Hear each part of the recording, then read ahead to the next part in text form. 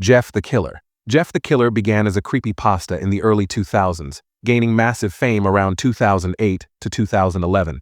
The most popular version was created by a user named Cesur in 2008.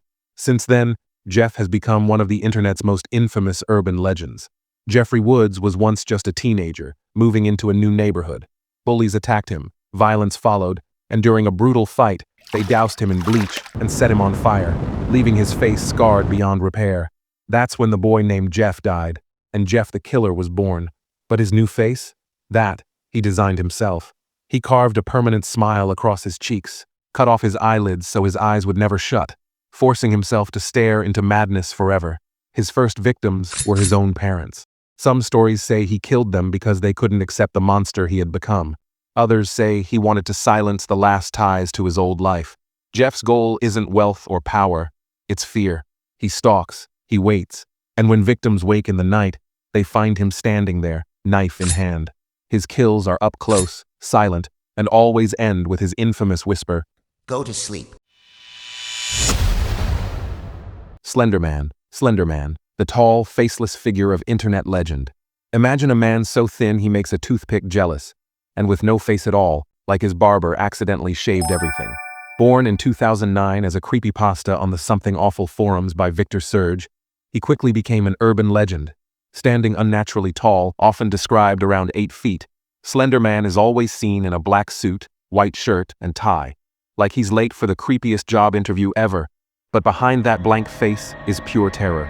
He stalks his victims, hiding in forests, streets, and abandoned places. His arms stretch far beyond human length, and shadowy tentacles sometimes emerge from his back. Radios, televisions, and cameras glitch when he's near, as if electronics themselves fear him. The truth is, no one knows his ultimate goal. In the mythos, Slender Man doesn't just eliminate victims, he feeds on fear, slowly driving them insane. Victims report paranoia, nightmares, even nosebleeds before vanishing without a trace. Some stories say he collects children, adding to the mystery of his shadowy realm. Slender Man isn't just a story online, he's the faceless stalker waiting in the dark. Laughing Jack. Laughing Jack was created by a guardian angel as a colorful imaginary friend for a lonely boy named Isaac Grossman.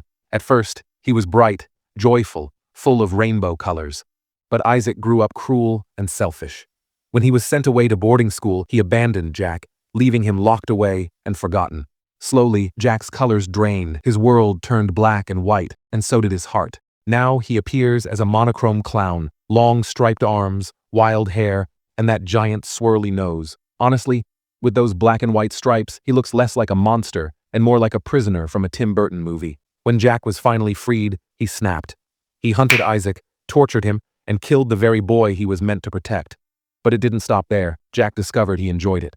From then on, he targeted other victims too, especially children, playing twisted games before taking their lives. Isaac abandoned Jack, and Jack became everyone's worst nightmare.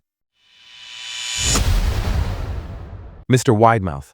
Mr. Widemouth was created in 2011 by creepypasta writer Perfect Circle 35. At first glance, he looks harmless, a tiny furry creature with crooked ears, bulging eyes, and a mouth so wide, it looks like he could swallow a pizza box whole. But here's the horror. He doesn't attack like normal monsters. Instead, he targets lonely, weak, or sick children, the ones stuck in bed, easy to manipulate. He whispers deadly ideas like, "Jump out the window, it'll be fun," or "Try juggling knives, don't worry, you'll be fine." Basically, he's that toxic friend who always says, "Trust me, bro," and the next thing you know, you're in a graveyard. His true goal? To collect children's souls. Years later, the narrator discovers that every path Mr. Widemouth pointed to leads straight to a hidden cemetery, filled with the graves of kids just like him. Cute on the outside, nightmare on the inside, Mr. Widemouth proves the scariest monsters are the ones who smile and call themselves your friend. Smile Cat. Smile Cat was created by the animator Lights Are Off, and later became part of the horror game Zoonomaly. It looks like a cat. If a cat had a long giraffe neck, stubby little legs, no tail, pale skin, big black eyes, and that stretched smile make it unforgettable. Smile cats usually appear in weird, empty places, or even dreams, wandering around in groups like it's a family picnic. Except the only snack is you. They kill anything in their way, humans, animals, even smaller smile cats. Bigger ones literally eat the smaller ones alive.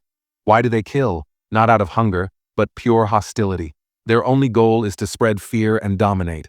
They ram into victims, stretch their limbs unnaturally, and finish the job with shark-like teeth. Smile Cat isn't just a monster. It's nightmare fuel that never stops smiling, even when you don't want it to.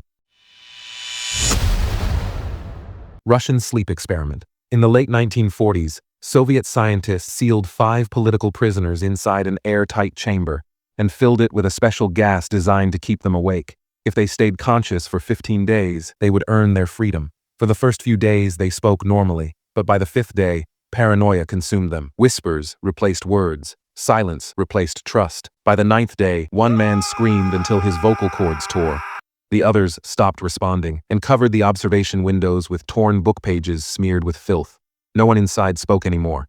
When the chamber was opened on the 15th day, one subject was dead. The others had mutilated themselves, consumed their own flesh, and begged to remain awake. They feared sleep more than death. When asked what they were, one survivor said, "We are what sleep keeps away." The Rake. The Rake is one of the most famous creepypasta creatures, first appearing in 2005 on a 4chan thread. Nobody knows who created it, but it became a legendary horror story. It is said to have been haunting the northeastern United States since at least 1691, mentioned in an old mariner's log. The Rake is a pale, hairless humanoid creature with glowing eyes and long, sharp claws. It looks like a cross between a very angry, naked mole rat and someone who skipped leg day forever. It appears in the dead of night, usually around 3 to 4 a.m., the infamous witching hour. Victims often wake up to find it crouched at the foot of their bed, silently staring. Its gaze doesn't blink. Its presence doesn't speak. The Rake doesn't kill immediately. First, it feeds on fear, making victims hallucinate, suffer paranoia, and feel watched at all times. Then, when they are at their weakest, the claws strike silently. Some say the Rake vanishes as mysteriously as it appears, leaving behind scratches, and possibly a half-empty lotion bottle. Smile Dog. Have you heard of one of the most cursed images on the internet? It's called Smile Dog, or simply smile.jpg. The creepypasta first surfaced around 2008 on paranormal boards like 4chan's. Its credited creator is Michael Lutz, who built the legend around a single disturbing photo. At first, you think it's just a husky sitting in a dimly lit room, but then you notice the grin. The mouth stretches impossibly wide, with 2 rows of perfect human-like teeth glowing in the flash. The eyes don't just look at you, they see you. Sometimes a pale human hand appears in the shadows, as if someone else is trapped inside the picture. The curse works like this. Whoever looks at the image begins to suffer nightmares, hallucinations, even epileptic fits. In those dreams, the dog whispers one demand: spread the word. Refuse, and the torment only grows. Victims are driven insane, and many are said to die mysteriously. The most infamous case was Mary E., one of the earliest known victims. After seeing the picture from a floppy disk, she was haunted night after night. In the end, unable to take it anymore, she ended her own life, leaving behind a final email describing her torment.